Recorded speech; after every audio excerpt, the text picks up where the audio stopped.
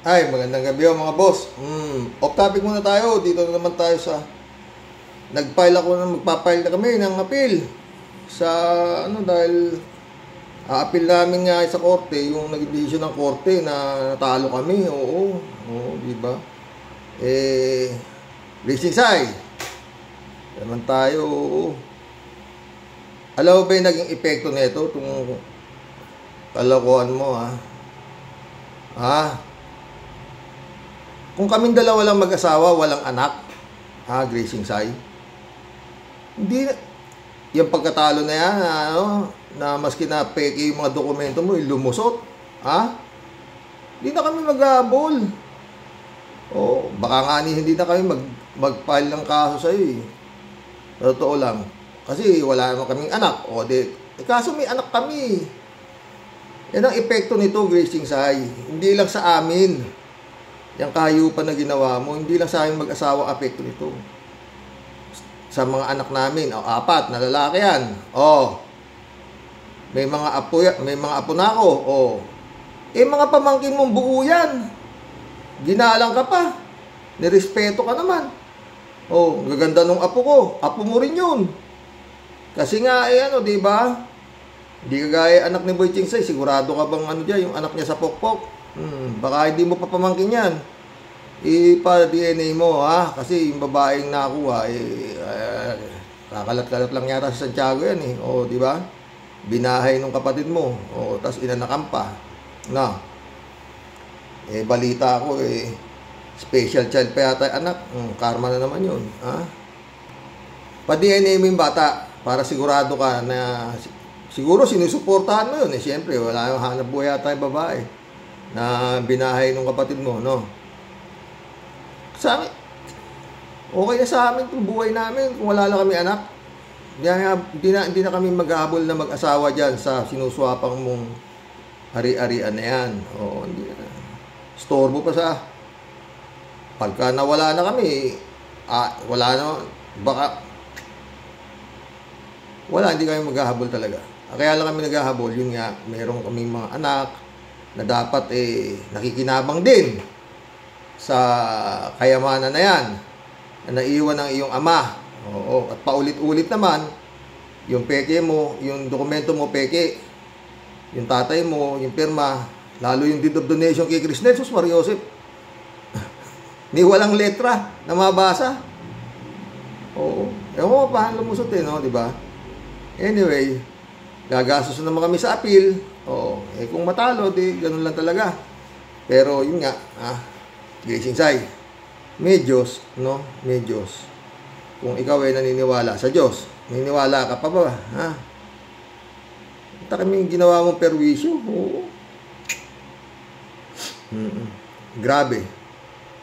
Pero, ito ulit lahat, magsisi ka, yan ang mga kasalanang apekto ng kasalanan mo, pati mga pamangkin mo, mga apo mo rin sa mga pamangkin mo, buo apektado yan sa kahayupang ginawa mo.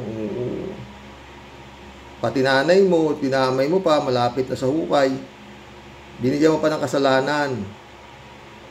Paulit-ulit, yung susi ng pansyon ng tatay mo, gusto rin ng kapatid mo na maski pa paano mapunas-punasan naman yung yung pansyon ng tatay niya, Huwag mo supangin pati patay. Ikaw talaga. Ewan ko sa'yo, Gracing Sai, kung anong klaseng demonyo pumasok dyan sa tuktok mo at ang winalangya mo, itong kapatid mo na pinakamabait sa inyo, juniora nga ito walang kasalanan. Ako wala akong kasalanan sa inyo. Sino bang bayaw mo nakatulong sa buhay nyo? Sige nga, ilalahat ko na yan. Sinong bayaw mo ang nakakakwentuhan mo ng matagal? Masaya ka pagkausap mo. Sino? Kung makahagak-gak ka pagkausap mo ko Walang nais. Tsaka inano ka ba ng ng kapatid mo si Bompin? Inano ka ba? Anong kasalanan sa'yo? Che! Tsaka pa eh. Nakipartner in crime ka pa dyan eh. Como sinustentohan kayo eh, di ba? Hindi ka pinabayaan na ang tawag ito, maapi ng Ramos. Racing Sai. Vibes na ba kayo ni Pitong? Di ba parati siya pinagkikwento natin nung yung tatay mo, nung naghihingalo sa hindi mo alam kung bakit galit sa si Pitong. Ba't nga ba nagalit sa si Pitong? Sinuportahan mo na nga si Bitchi, pamilya niya eh. Galit pa sa'yo. Hindi pwedeng minosin ng Ramos ang Kingsay. Pinakita mong hindi pwede. Natutuwa ako sa'yo. Totoo lang. Pero yun nga, kung wala lang kami anak, pababayaan na namin ang kahayupang ginawa mo. Totoo. Asa meron eh. Alam mo, malaking may tutulong yan sa mga anak ko, sa mga pamangkin mo. Oo, malaki. Bibigay ko sa kanila lahat yan eh. Aanin ko ba yan? Tanga. Iniisip mo, nauubusin ko yan. Pag binigay mo kay Bompin, malaking kabaliwan yan. Sino ba nagsabi sa inyo yan? Na ako uubusin ko yan?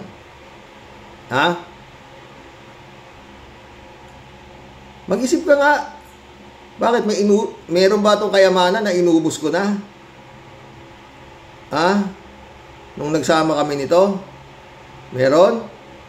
Wala nga ito eh. Maski na piso eh. Pero nabuhay ko siya. Hindi ako umasa sa inyo. Ay nako. Yung iba dyan eh, asa-asawa eh. Tapos eh, uuwi sa Nako. Uuwi yung lalaki doon sa bahay ng babae. Ako hindi ako ganoon. Talaga ikaw, Gracing Sige. Nung inasawa ko to, alam niyo ba na kinasal kami? Wala nga. Galit nga kayo eh.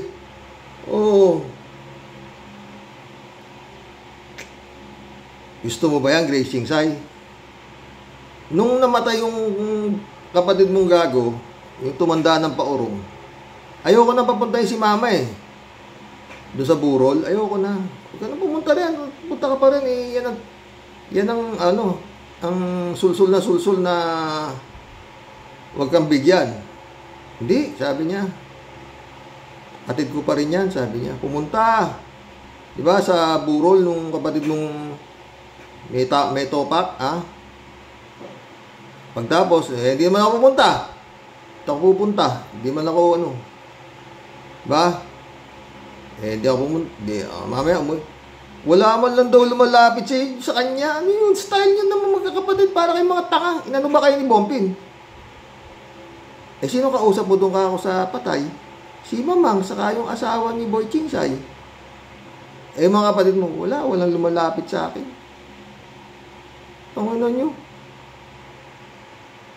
Mantalang nung walang-wala kayo, hindi namin kayo pinabayaan, paulit-ulit.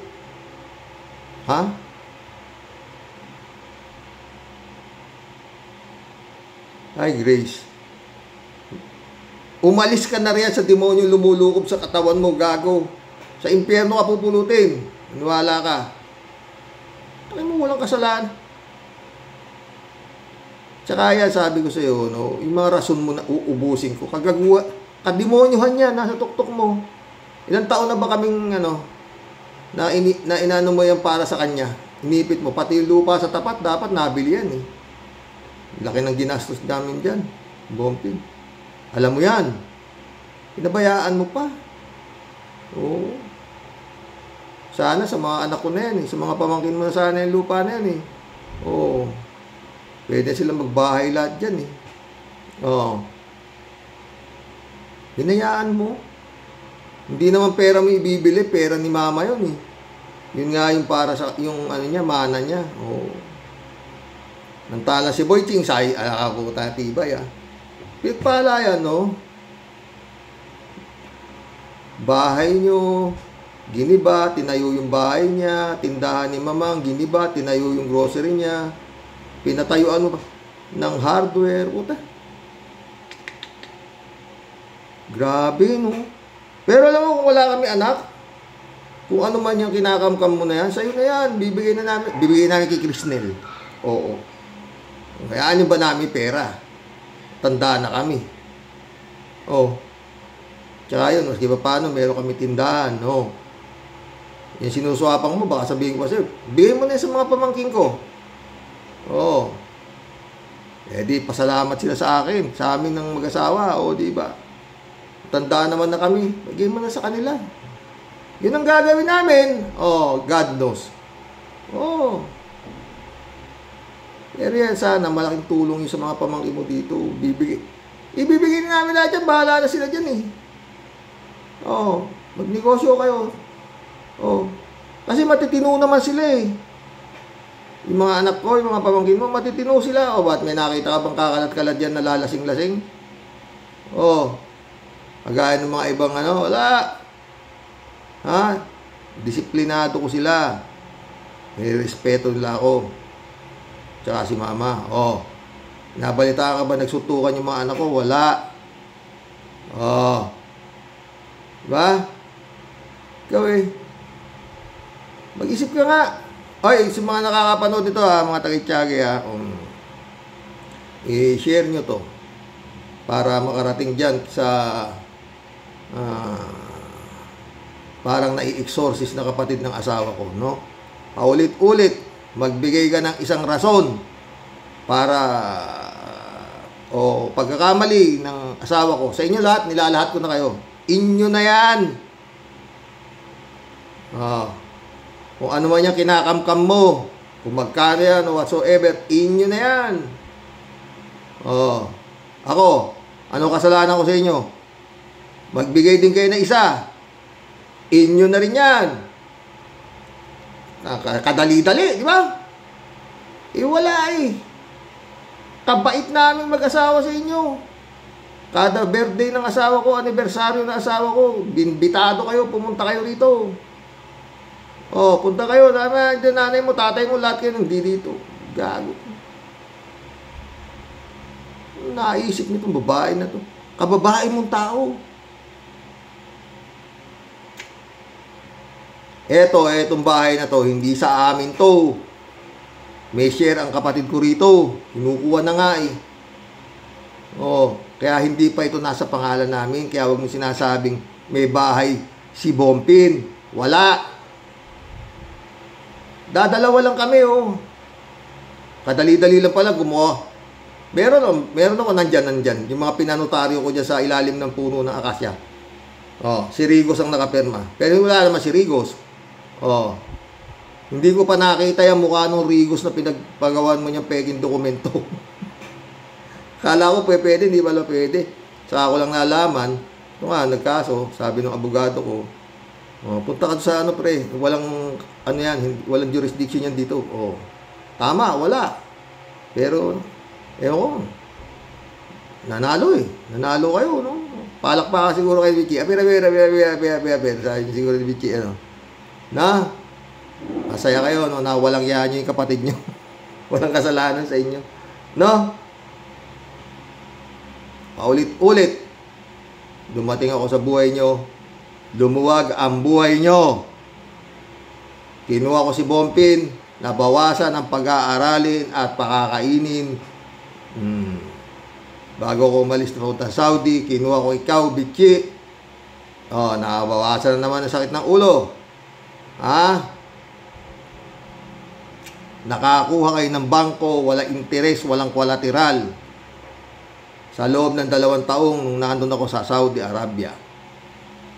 Malaking pera. Malaki pa pera nun. Tsaka padala ako ng padala eh. Oo. Kada mananalo ako sa pusoy. Malakas ako magaling ako eh. Tsaka swerte ako sa bisyo. Na ganyan. Oo. Kung di ako nagbisyo, may mauutang ba yung tatay mo? Wala. Nagkano lang natitira sa akin sa Saudi, di ba? Alam mo yan, Vichy?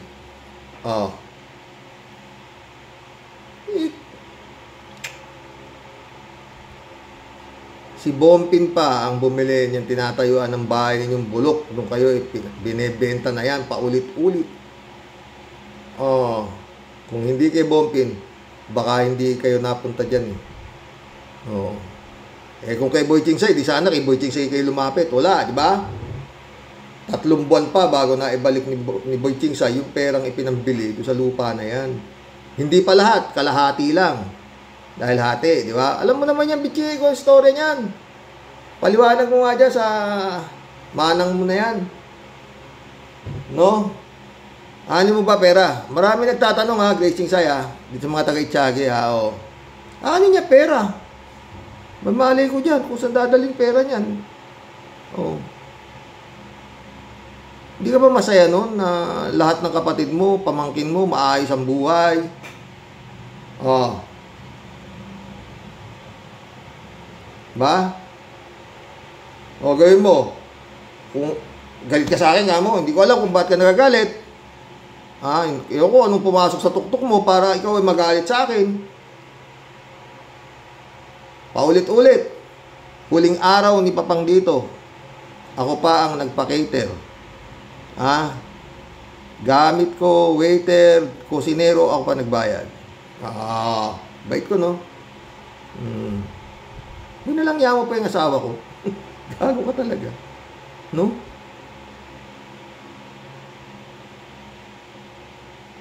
Magsimba ka, humingi kang holy water kay Father Simangan. No? Kaibigan ko yun.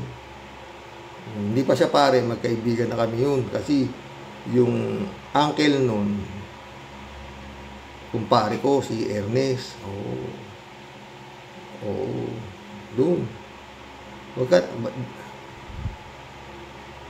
Pampaligo mo, kaya iinumin mo yung holy water para matanggal yung exorcist sa'yo.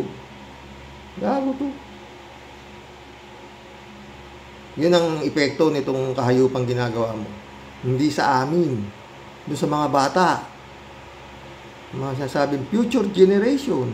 Nakita mo na yung mga apo mo, di ba? Pag dinadala ko dyan sa bodega, pag namamasyal kami, kasi papasyal ko yung mga apo ko, nakamotor kami, padaling ko sa'yo. Gaganda no? Matatalino sila. Nag-aaral sila lahat. Tsaka kung minaano ko, hindi ako masamang tatay, gago. Kung masama ako ama, di nagsilayas na. Kasi lalo ni kapatid mo, hindi man yan tanga. Hindi kami aabot ng 48 years kung ako gago. Okay ba, bitchy, ayos na ba kayo ng asawa mo? Balita kayo Hindi raw kayo nag-uusap. Di ba? Kami hindi. Gawin kami minsan, pero tabi pa rin kayo matutulog sa gabi. Ganun. Siguro hanggang dito lang to, Grace Chingsay. Gagastos na naman kami sa apila. Sa halip na marami na nautangan sa halip na dagdag sa gamot nitong si Bompin. Yan lang siguro. Pero sinasabi ko, hindi isa araw, tsaka hindi natutulog ang Diyos. Kung dito sa lupa, nagagamit mo yung pera para sa kahayupan mo, sa langit walang pera doon. Kung sa langit ka pupunta, pero sa kasalanan ginawa mo, baka magsama kayo yung kuya mo. Siya arkitekto nito o sino man yung satanas na nagbubulong sa'yo, swapangin mo yung pera ng tatay mo. Yung susi ng pansyon. Para ilang araw lang, todo sa Santos na. Para makapasok ng mga mito sa pinagawa ninyo ni Papang. Huwag mo naman sinosolo. Wala ka naman pera Kinosyo ka nga lang ng tatay mo, kaya ka nagkapera. Clerk ka lang. Kung mayabang dito, alam ng Itchagi kung sino kayo. Kung ano ka. Sabihin mo, ikaw, bumili lahat ng gago to. Hindi ka nahiya. Ilabutan ka nga. Ang pinagpaaral sa inyo, lahat kayo, pagtitinda ni Mamang, tsaka ni Papang, tsaka yung trabaho ni Papang sa bodegero. Yun. Tapos biglang ngayon, eto ka. Mayaman, binili mo lahat. Sinama mo yung tatay mo, nakiusap yung tatay mo. Gago to talaga to. Wala isip to. Walang ganon.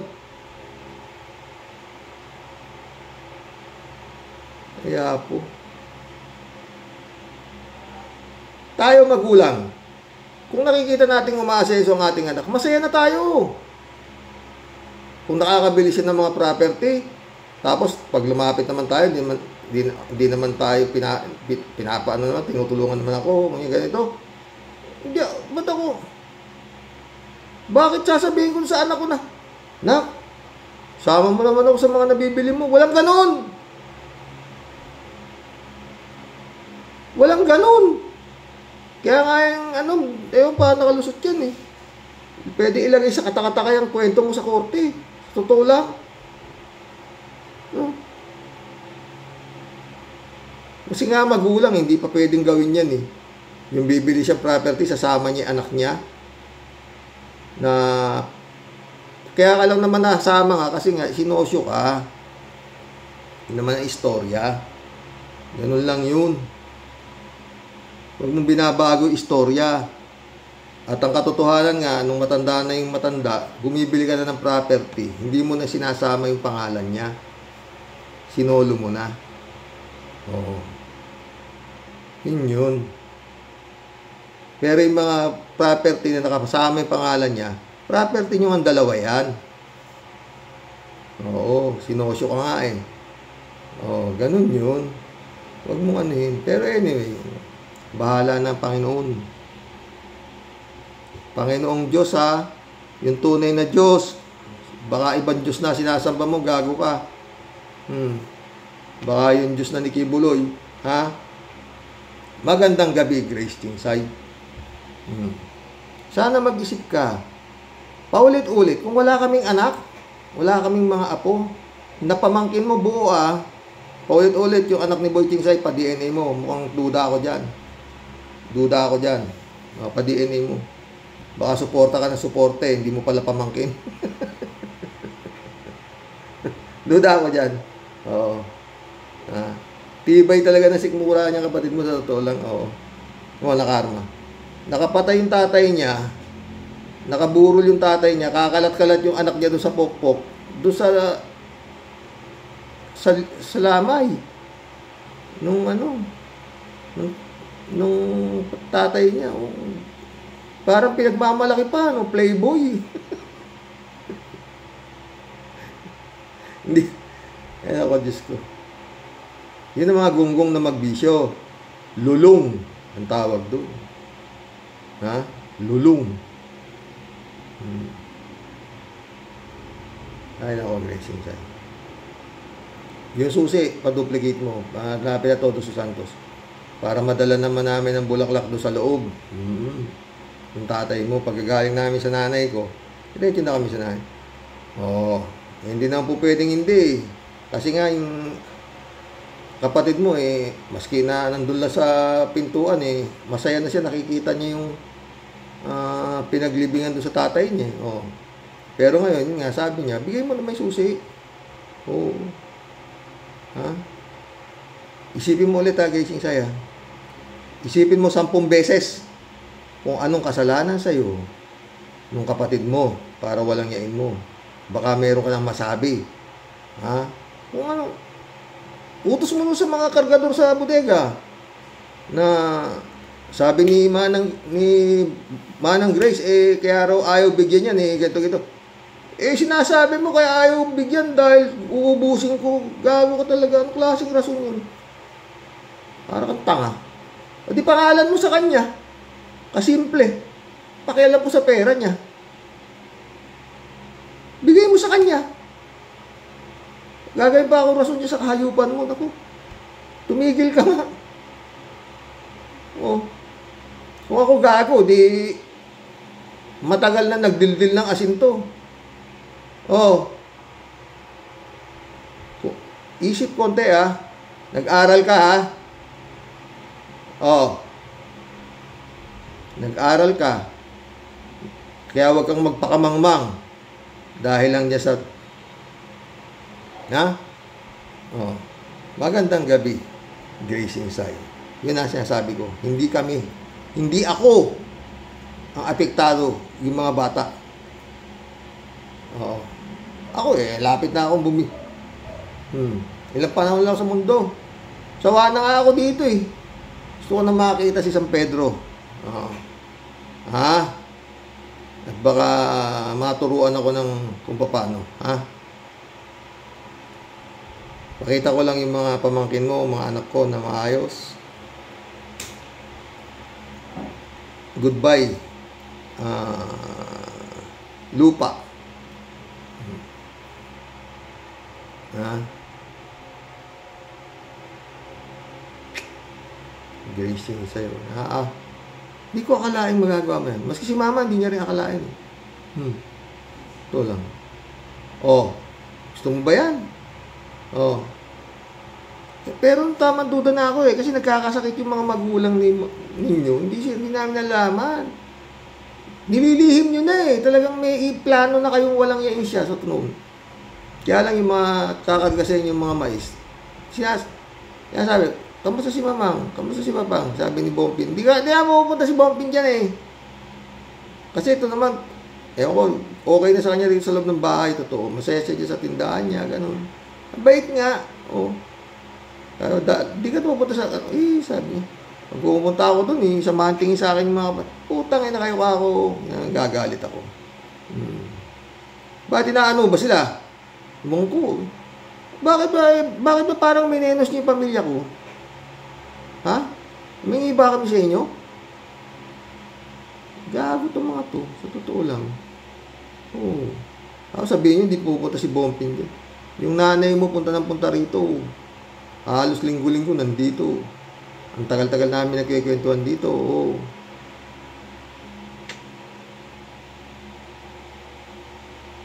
At yun nga, karamihan daing ng nanay mo dito. Si Boy Chingsay. Kalak pa si Grace. Tay, sabi naman ni Bompin. Katapilan ni Boy Chingsay. May nakadbat in doon. Katakal na nalaba. Tingin. Alam mo yung biyanang ko babae, hindi marunong magsinungaling yan. Parang ito ng juniora niya, si mama. Hindi rin marunong magsinungaling ito. Pag sinabi nito, totoo. Tapos dinala mo sa korte, pinagsinungaling mo pa. Bugo. Para kayong mga tanga. Sige. Dasal na lang. Mga kawaryo, sa dasal nyo, baka sakasakali. Tablan yan. Mas marami nagdadasal. Mas maganda. Tignan mo, dahil pa nagdadasal. Mga taga-ibang bansa pa para ikaw ay masalbay ang kaluluwa mo sa impyerno. At paulit-ulit, hindi mo yan madadala pag ikaw ay wala na sa lupa. Kung naniniwala ka pa sa Diyos, habang maaga, may oras ka pa. Mawala ka na dyan sa satanas na bumabalot sa pagkatao mo. Alam mo sa sarili mo na itong kahayupang ginawa mo, peke. Peke dokumento, lahat. Alam mo yan. Gago to. Sige na, Grace Inside. Maaaring huli na to. No. Dasal mo na lang. Sana matalo ulit yung apila namin kung sakasakali, at nang yan lang yun. Tuwan-tuwa ka siguro, Pero maraming nagulat. Paano kami natalo? Sabi ko, ganyan siguro talaga. Ang maghabol ng hustisya. Kung wala lang ako talagang anak, putang ina, hindi ko naaamin yan. Iyon na lang yan. Ano ko ba yan?